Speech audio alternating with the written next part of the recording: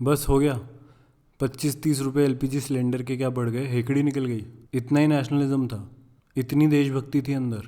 और किसी बात पे ना यार रिटेलिएट करने से पहले, उस पर रोने से पहले ना समझ लिया करो कि ये किया क्यों गया है, ये हो क्या रहा है ये हमारे साथ। ये बहुत ही सोचा समझा मूव है। फिट इंडिया मूवमेंट के अंडर इसको डाला गया है, क्योंकि ये तो बात पक्की है यार कि लोग नहीं रुकेंगे। वो साले दाल चावल पिज्ज़ा पास्ता मुर्गा बटेर तंदूर कुछ मिलेगा वो बना के खा लेंगे। अब कल को किसी ने आक्रमण कर दिया तो कौन लड़ेगा जाके? हम तो बैठे होंगे वहाँ पे लेजी काउच पोटैटो बन के। तो इसीलिए ये सब हो रहा है ताकि घर पे इंसान गैस कम यूज़ करे, खाना कम बनाए, फिट रहे। और ज़्यादा खाने का मन है तो स्विगी कर लो। स्विगी करोगे तो फ़ायदा किसका होगा? देश का, इकोनॉमी का फ़ायदा होगा। तो साइड बाय साइड आप नेशनलिस्ट बन रहे हो, साइड बाय साइड आप फिट हो रहे हो। विन विन सिचुएशन है आपके लिए।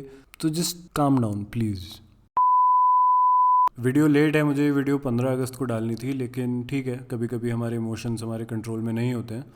मेरे भी नहीं है। जब से मुझे रियलाइज़ हुआ है कि हम कितने बेकार लोग हैं यार।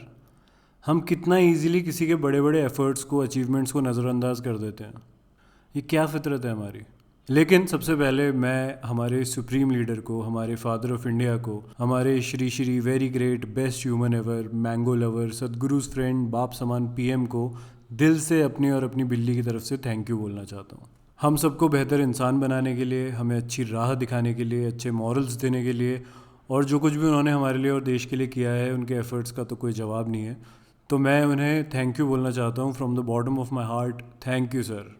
और अब मैं बात करना चाहता हूँ इस देश की जनता से, all Indians are my brothers and sisters से, मेरे दोस्तों से, कि यार एक बात बताओ, ये किस टाइप के लोग हैं हम? कैसे हमारा ज़मीर नहीं जागता है? कैसे हम खुद से नज़रें मिला पाते हैं उठने के बाद? कैसे खाने का एक निवाला भी हमारे हलक से नीचे जा पाता है, जब हमें पता है कि यार एक इंसान जिसने इतना कुछ किया है देश के लिए, उसे आज तक क्रेडिट नहीं मिला उस चीज़ का। He has been ignored and sideline for so long कि मुझे शर्म आती है अपने आप पे। मतलब आप पे भी और अपने आप पे भी, कि हमने ऐसा होने कैसे दिया इतने लंबे टाइम तक। आज तक उस बेचारे इंसान की नोट पे फ़ोटो नहीं आई है। मतलब एक सिंगल नोट पे भी नहीं आई है। करोड़ों नोट है जो देश में एक टाइम पे सर्कुलेट हो रखे होते हैं, एक पे तो आ सकती थी ना, बट नहीं। वहाँ तो हमने मोनोपोली दे दी एक भाई साहब को। लेकिन जिसने इतना किया है देश के लिए, वो बेचारे अभी तक फ़कीर घूम रहे हैं। क्यों हमने थोड़ा थोड़ा पैसा उन्हें जोड़ के अभी तक नहीं दिया? क्यों हमने उनकी फाइनेंशियल कंडीशन को अभी तक इतने लंबे टाइम तक इग्नोर किया है, even after he mentioned about it on a podium in front of the entire nation? What kind of people are we? मैं काफ़ी हर्ट हो जाता हूँ इन सब चीज़ों की वजह से। और मुझे ऐसा लगता है कि यार हम क्यों ये करे जा रहे हैं उनके साथ?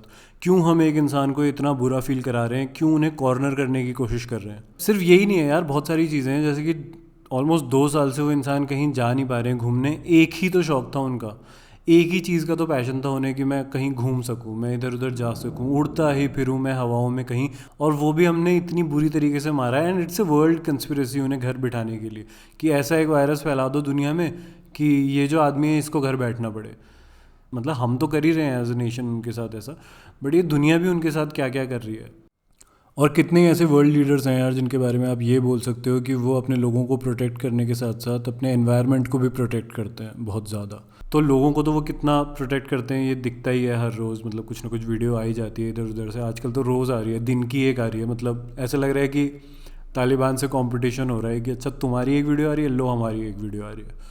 तो वो तो पता ही है कि लोगों के लिए क्या क्या हो रहा है और कितना उन्हें प्रोटेक्ट किया जा रहा है। But at the same time he is doing so much for the environment also. कि मतलब लोग तो साले मानेंगे नहीं, वो तो ड्रामे करेंगे बिना बात के, ऑफिस चले जाएंगे, सब्जी लेने चले जाएंगे, अपने बच्चों को स्कूल से पिक करने चले जाएंगे।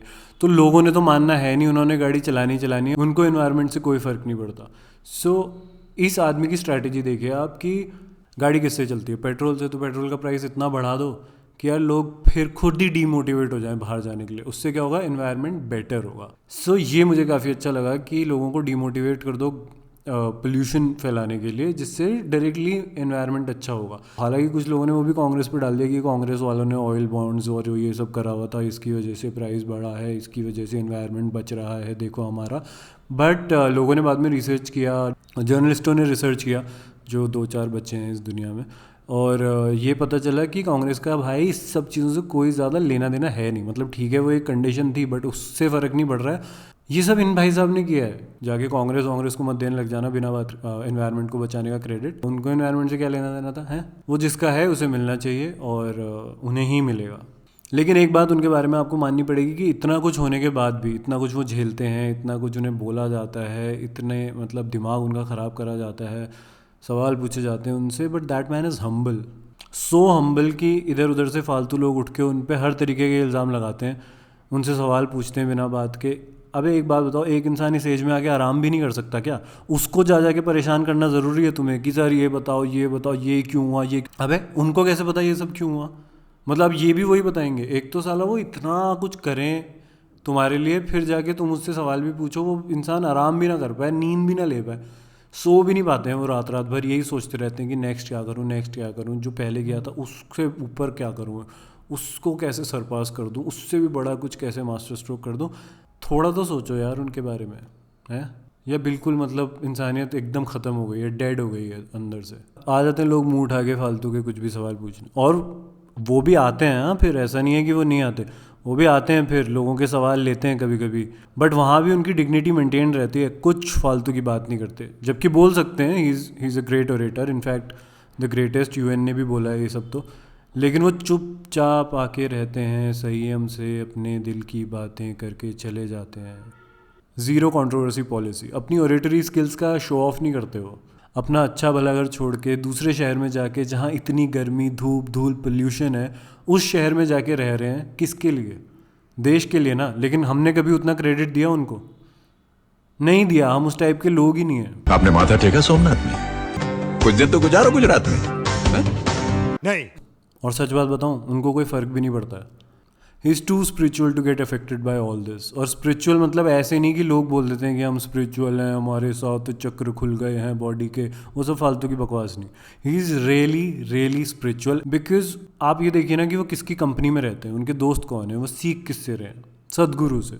और सदगुरु को तो यार मैं भी बहुत मानता हूँ। वो हमेशा इनफैक्ट कहते हैं कि वो जो भी करते हैं वो सब इसलिए करते हैं कि ह्यूमैनिटी का भला हो सके।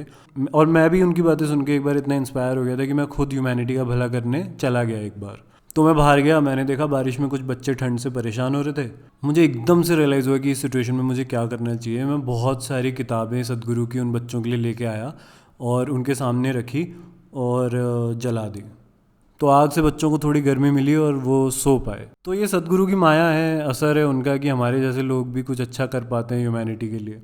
और जब मेरे ऊपर इतना असर हो सकता है सदगुरु का, मतलब उनसे बिना मिले, तो सोचो कि जो हमारे सुप्रीमो हैं उन पे कितना असर हुआ होगा। वो तो मिलते रहते हैं, उनका माइंडसेट भी सेम है, आइडियोलॉजी भी सेम है, और आई थिंक जो वो अचीव करना चाहते हैं वो भी मोर और लेस सेम ही है दोनों का। तो इसलिए जो हमारे बेस्ट ह्यूमन एवर हैं, उन्हें कोई फ़र्क नहीं पड़ता कि लोग उनके एक्शंस के बारे में, उनकी इंटेंशंस के बारे में क्या बोलते हैं। वो चुपचाप अपना काम करते जाते हैं। So because somewhere he is also aware कि पास्ट में जो उन्होंने किया है, प्रेजेंट में जो कर रहे हैं और जो फ्यूचर में करने वाले हैं, उसके बारे में दुनिया एक दिन बात तो पक्का करेगी। बड़े बड़े सोशल साइंटिस्ट, बड़े बड़े एंथ्रोपोलॉजिस्ट बात करेंगे इस बारे में, केस स्टडी बनेगी उनके एक्शंस की। तो इसलिए ही इज़ चिल। तो इसीलिए इन सब बातों की वजह से मैं अपनी तरफ से, अपने दोस्तों की तरफ से, अपनी बिल्ली, अपने नेबर्स और 135 करोड़ भारतवासियों की तरफ से, 140 करोड़ आई गेस भारतवासियों की तरफ से, और जो इस वीडियो के अपलोड होने तक 15-20 लाख और पैदा हो जाएंगे, और जो कंसीव हो चुके हैं भले ही पैदा नहीं हुए हैं, उन सब देशवासियों की तरफ से मैं अपने सुप्रीम लीडर को सल्यूट देना चाहता हूँ for his esteemed presence in our lives. वरना हमारी ज़िंदगी कितनी बोरिंग होती है यार। वही फालतू की एक डेवलपिंग इकोनॉमी, डेवलप्ड नेशन बनना चाहती है, वही फालतू का बोरिंग एटमॉस्फेयर, कुछ थ्रिल नहीं है, कुछ एक्साइटमेंट नहीं है। अभी देखो ना, आप सुबह उठते हो 10-15 न्यूज़ की नोटिफिकेशंस आती हैं, उसमें से 5-6 तो ऐसी होती है कि आपको लगता है कि अभी क्या तालिबान वालिबान की न्यूज़ है क्या? फिर आपको पता चलता है वो नहीं, ये तो क्लोजर होम है यार। तो हमें बचपन से बोला जाता था कि यार फॉरेन कंट्रीज ऐसी होती हैं, वैसी होती हैं, ये होता है, हुआ बना रखा था। अभी हम खुद फॉरेन कंट्री बन रहे हैं। So this is a step ahead. इसके पीछे कितना टाइम, कितना पेशेंस, कितनी प्लानिंग लगी होगी, कितने लोगों ने मिलके अपनी क्षमता से आगे जाके कुछ करा होगा कि ये ऐसा हो रहा है। सो आप इन्जॉय करिए इस टाइम को और बी थैंकफुल कि आप इस तरीके के एक महान जगह पे पैदा हुए हैं, जहाँ पे एक महान इंसान आपको और महानता की तरफ लेके जा रहे हैं।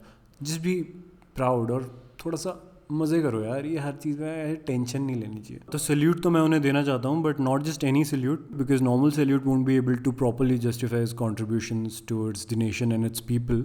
तो इसीलिए मैं उन्हें देना चाहता हूँ। रोडी सल्यूट आपके लिए, वेल डन यार। So if you like this video, subscribe to the channel, show it to your friends. If you don't like the video, show it to your family. ज़्यादा मज़ा आएगा. I'll see you next time. तब तक के लिए जय हिंद, जय भारत, जय नया भारत. Bye bye.